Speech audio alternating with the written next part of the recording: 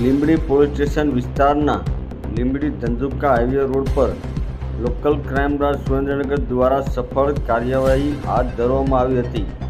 મળતી બાતમીના આધારે પોલીસે બંધ બોડીવાળી પિકઅપ ગાડીની અટકાયત કરી તપાસ હાથ ધરી હતી.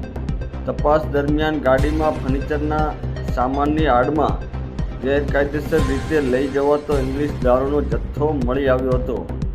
પોલીસે ગાડીમાંથી મોટી માત્રામાં ગેરકાયદેસર ઇંગ્લિશ દારૂ તેમજ અન્ય મુદ્દામાલ મળી કુલ કિંમત ₹13,50,64નો મુદ્દામાલ કબજે કર્યો હતો.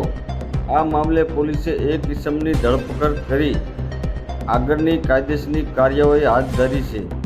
લોકલ ક્રાઇમ બ્રાન્ચ સુરેન્દ્રનગરની આ કામગીરીથી જિલ્લામાં દારૂના ગેરકાયદેસર વેપાર કરતા તત્વોમાં ચકચાર મચી જવા પામ્યો છે. પોલીસે આરોપી પાસેથી દારૂનો જથ્થો ક્યાંથી લાવવામાં આવ્યો હતો અને ક્યાં પહોંચાડવાનો હતો તે અંગે વધુ તપાસ શરૂ કરી છે. Gujarati live news Ashok Parmar, Surendranagar.